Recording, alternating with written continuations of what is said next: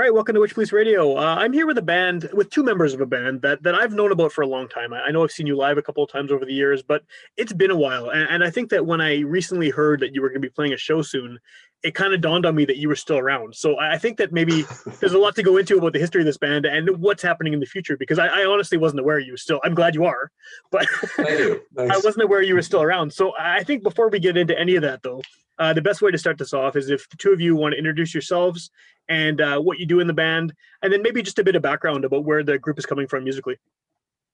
Cool. Nick, you can go first. Sure. I'm Nick Luchak. I'm the drummer of the band.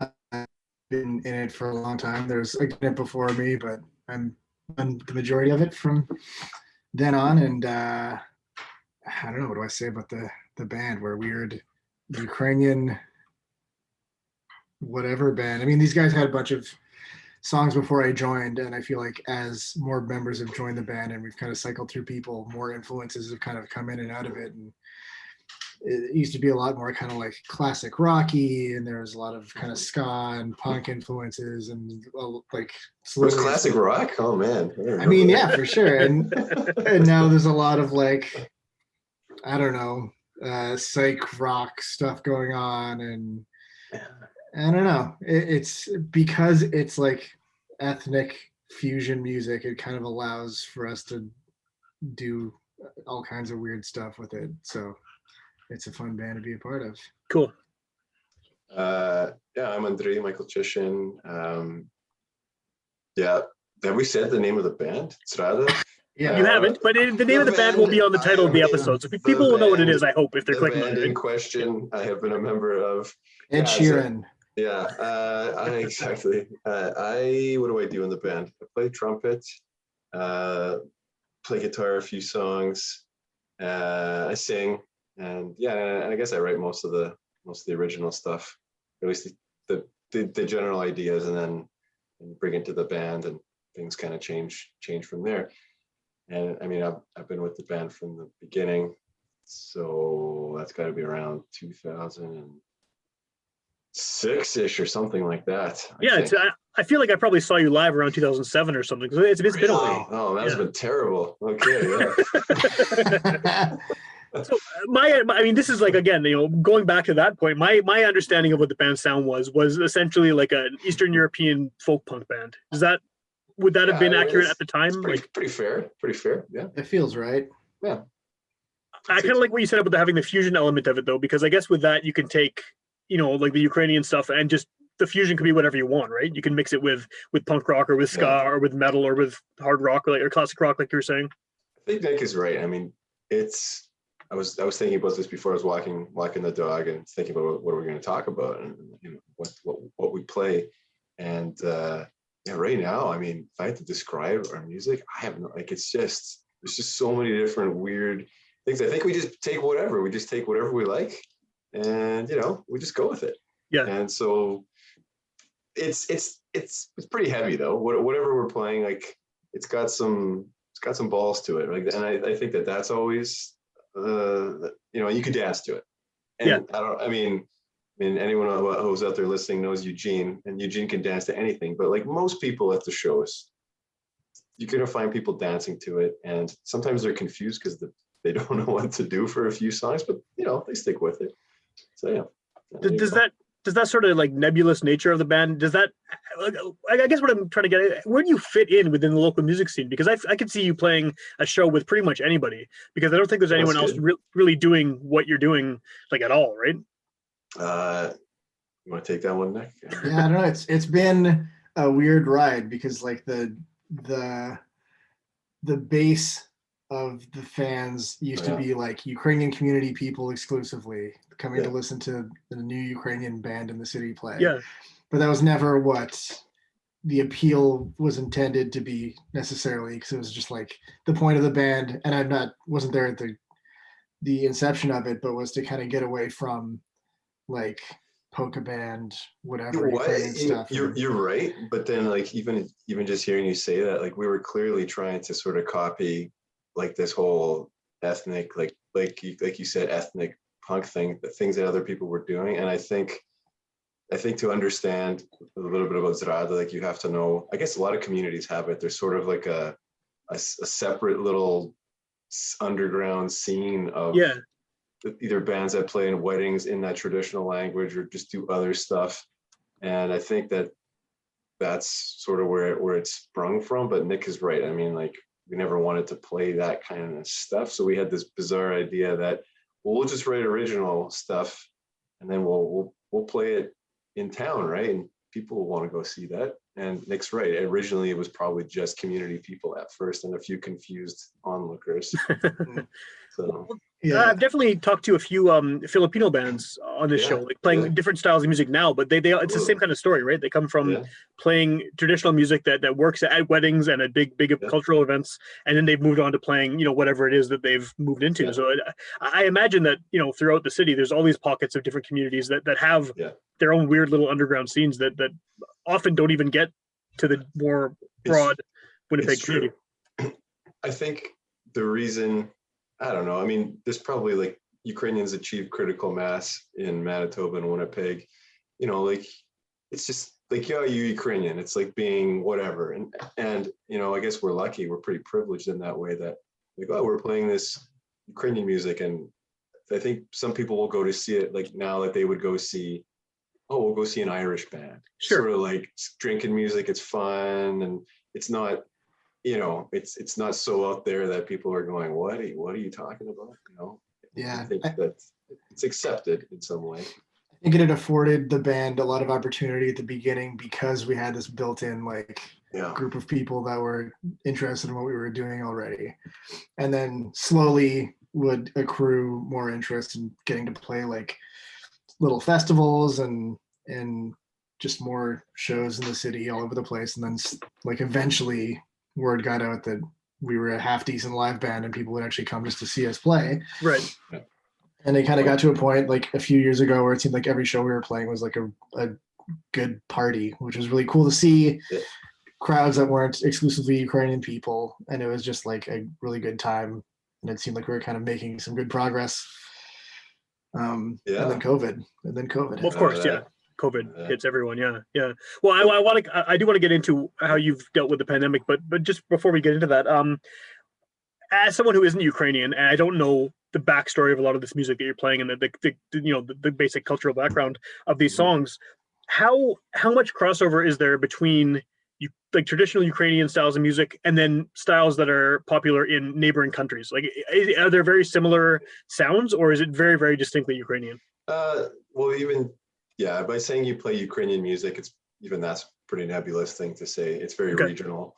I think a lot of the stuff that we play, a lot of the melodies are from sort of like a western part of Ukraine. Like there's this whole Hutsul area in the Carpathian Mountains, a lot of fast, intricate melodies, and that type of soundscape is pretty similar in that in sort of Poland and Romania and Hungary. There's that sort of fast, and then you mix in Roma culture into that, where people are say like gypsy music, and there is a lot of crossover there. But then if you have music from Eastern Ukraine, it's quite different. I think that we take sort of, and it may anger some purists, but I think we're taking lyrical themes that are sort of more like this broad nature-based sort of pan-Ukrainian pagan whatever mythology, and then we're the sort of more traditional sounding stuff that we write, or the kind of riffs that we're lifting from that soundscape are probably more from the western part of Ukraine. I think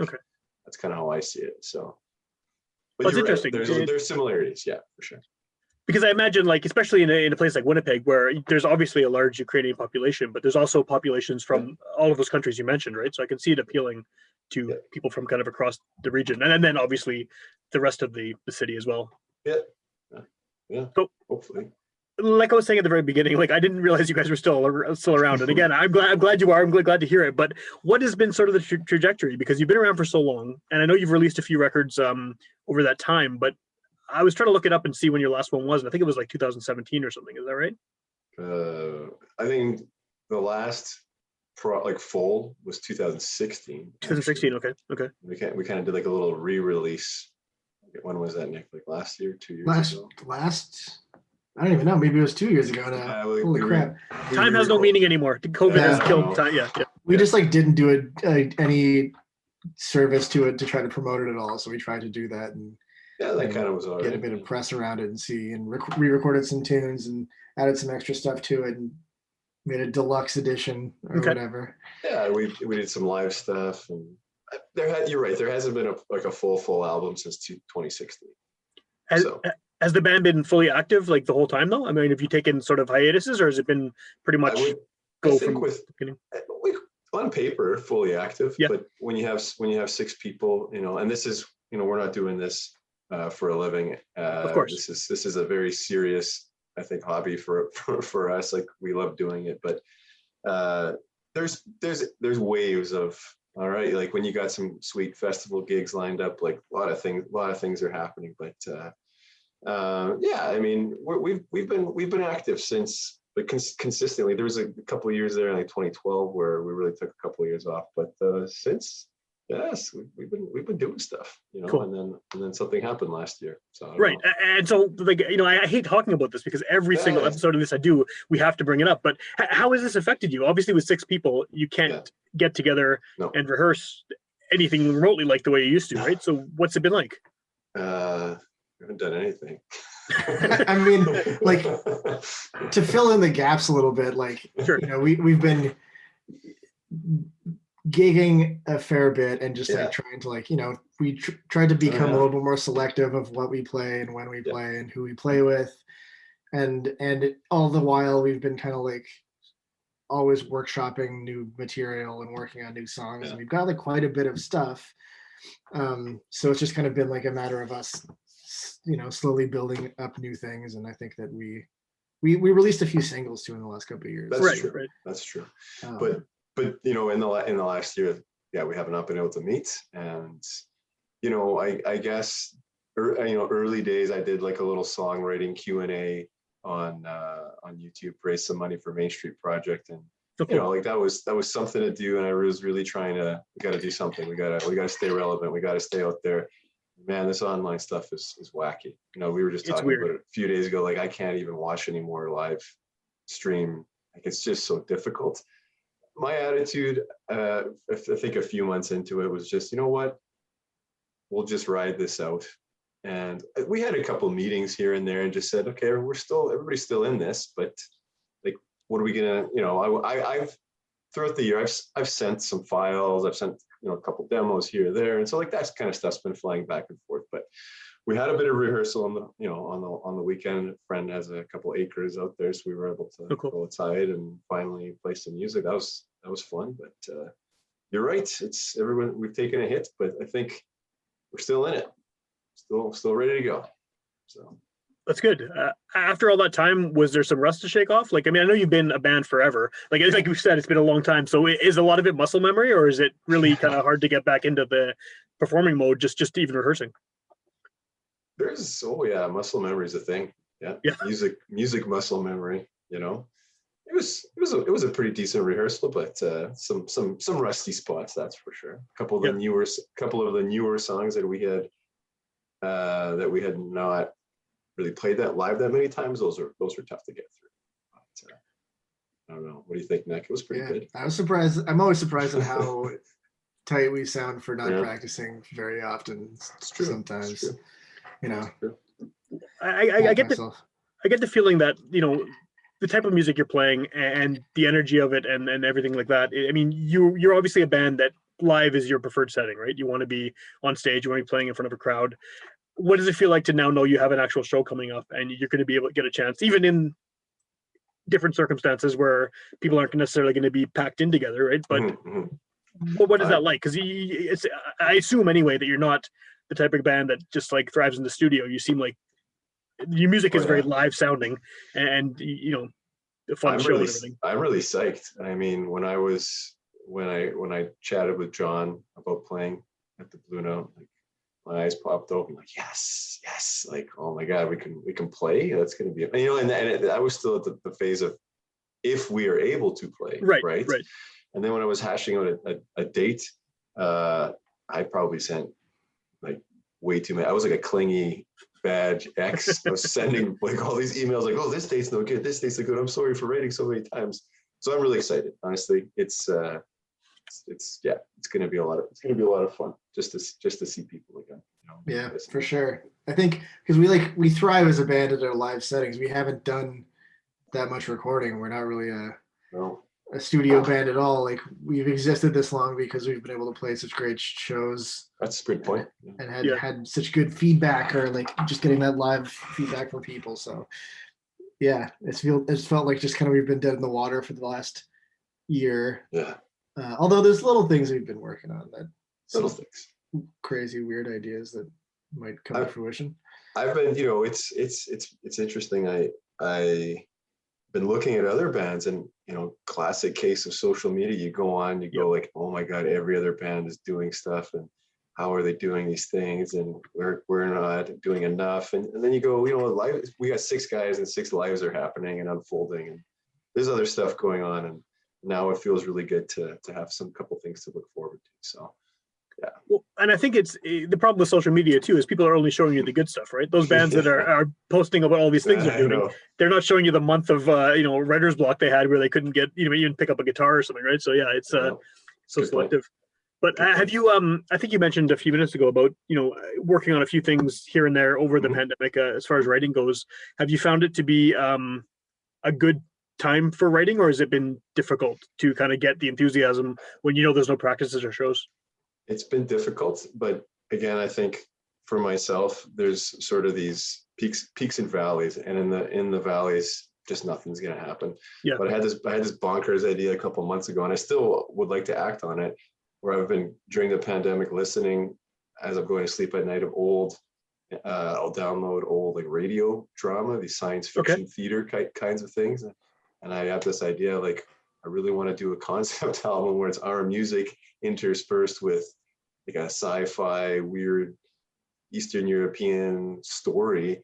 So like I went bonkers, and Nick could probably attest to like they probably got how many emails saying like, we should do this.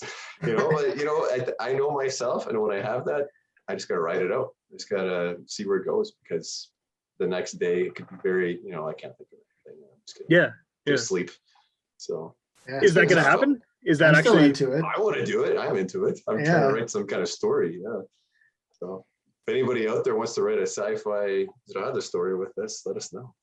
I think it would be a cool combination too, sci-fi and then your music too, right? Because I think that probably this is inaccurate, but a lot of your music it doesn't sound old, but I think because of some of the instrumentation, it has maybe, and some of the kind of more traditional sounds in there, it has like almost an older sort of vibe to it, mixed with new. Right.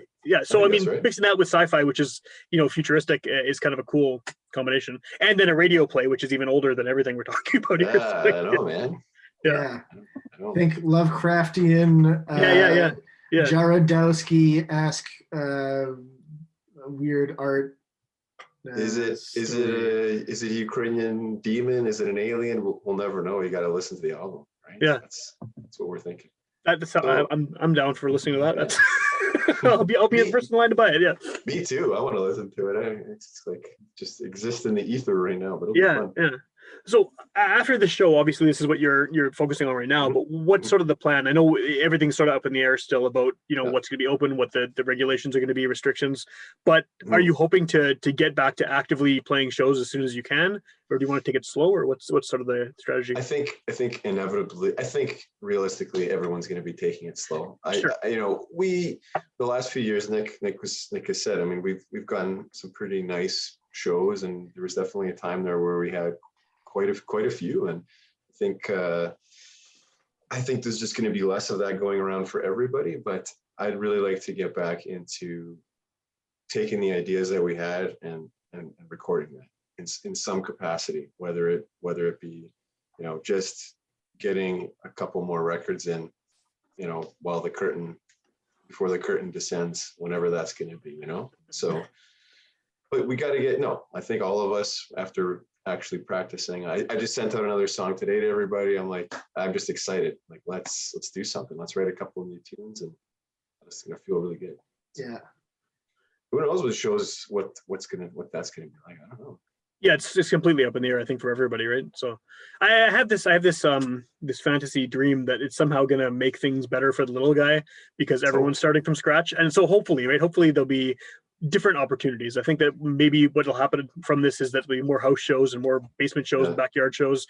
And I it'll don't be know fun. if you guys are necessarily gonna fit on someone's back deck with six I play members, in but you know basement. what I mean, It'll be right? fun. Like, We That'd be we cool. played we played this crazy basement show in Chicago once. Remember that thing? Yeah, that was awesome. That was awesome. That was a Yeah, fun we show. I got played a basement again. That was cool. snuck into the bill of a basement show and played to people. I mean, yeah, we're open to any of that. We've done, we played like soup stock. I don't know if you know Yeah, yeah. soup. Like we've done that a bunch of times, and like that was just us cramming onto their tiny barn stage too. And good. Yeah, Soup Stock's great. those are the That best, place. like sweaty,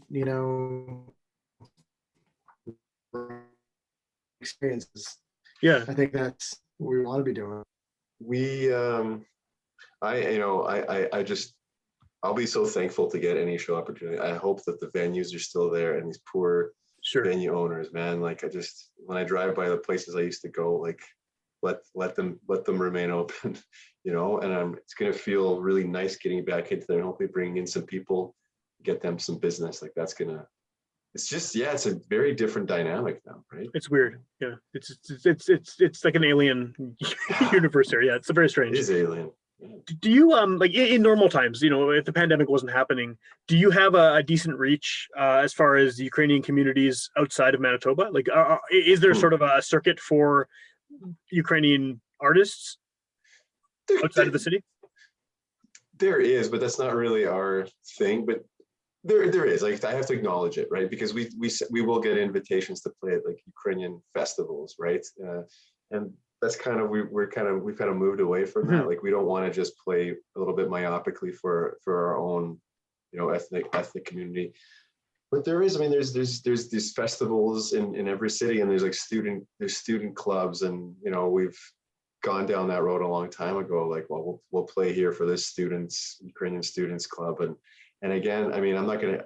I don't. This interview hasn't really gone this way, but there's this perception a lot of people have of what they think we're gonna be, Right. and what they want us to be, and then there's what they are. And I think some of the biggest misconceptions and sort of preconceived notions of what we should be are from within the community that we emerged from. Okay. So that's an interesting phenomenon in and of itself, I would say. Yeah, those have been like the most like interesting experiences. I feel like because I feel like that gave me. It felt like the band had purpose because we were fighting against Yeah. seeing people's Right. reactions sometimes, expecting something, and then us kind of being the antithesis of the thing that they wanted to hear or were expecting or whatever. It was kind of like I don't know. It was kind of cool feeling like we were rubbing against that Yeah. that Yeah, a little fight bit. the power. No, but It makes it's. sense. Makes sense. Yeah. I mean, I look at it now a lot differently than when the band started. I think we've kind of come into our own. For us, I think now, at least for myself, I don't know if I could speak for the whole band, but we're playing interesting music. We're using the Ukrainian language Hmm. to convey imagery and all that, and that has a whole set different imagery that goes with any language. Uh, but I think that within the Ukrainian community, there's always this perception that we're going to go on stage and we're going to be waving flags and we're going to be like shouting slogans. Like, no, we're Right. using the Ukrainian language and the folklore to inspire us. We're not like going out there rah rah rah. And I think still there's a lot of people just don't get that. Like they'll come to the shows and they just like they're yelling stuff, and I'm going, okay, well, that's cool if that's your thing, but we're here to entertain the people that are dancing and having Yeah. a Yeah. great time who don't know what the hell we're singing about. Like that's what we want to do, and everyone else, like that's cool that you're here, but just hey, everyone's gonna do their thing, right? And I For and I sure. think things have changed for us in that regard over the last 10 years, definitely. Sure. So what's just before we wrap this up, Sure. because what are the details of the show again? Because that's something you want to plug. You want to get people out at. Ooh, okay. Well, we got two Oh, you have two. shows. Okay. Well, Okay. I think I can only officially confirm the one right now. Sure. So the Blue Note Park, August the 21st. I think the tickets and all that will be available through Eventbrite, as I understand it. Okay. That's how I've gone there a few times. I've purchased tickets through Eventbrite. I couldn't tell you a start time right now. Well, yeah, I can grab all the info and throw it in the show notes later. But yeah. The date and location are important. Yeah. Bluno Park, Zrada playing, times, it's really, times change, as everybody knows, like, love that place. So thanks that they're having us. And that's, John has been very good to us in the last couple of years. I feel like he such a cool group of people there. Being invited back to play that place over and over again in the last couple of years has like kind of reinvigorated the band a little bit too. That's true. And helping us find a bit of a new audience, and like all the shows there have been fucking awesome. Cool. So that's a good point. Ups to those guys. Do you think they kind of get it like more than some other venues might, like, and just what the band's about? They do, for sure. I mean, we've been given opportunities, like, the Goodwill used to book us once in a while too, but it's hard to fill that room. Sure, it really depends on the bill that you have for something like that. But times change has been, no, I think Nick's right, like that. We played big fun festival there. I think that's how it all started, like 2018 or something. And they had never heard of us, and we put on a pretty good live show. And I think a lot of people who were regulars there were just going like, what the hell was that? Like, this isn't country music. Yeah. Come back.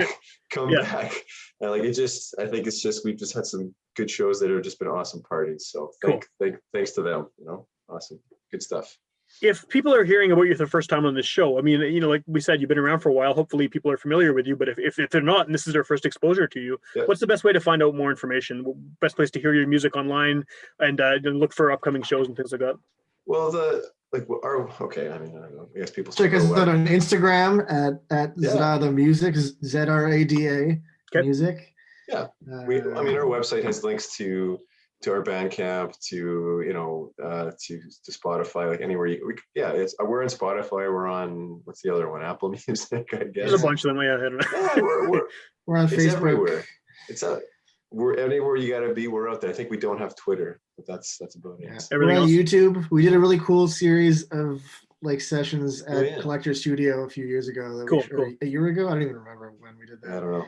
That's on YouTube. Anymore. Yeah. That's something we should share more. We should make some sponsored ads for that shit, because I feel like people need to see those. Are good videos. Those are good videos. The Collector Studio sessions. Yeah, there's some videos online. Check us. Cool. And you can actually see us. That's us playing live. No studio trickery. That was live off the floor. So those are good videos.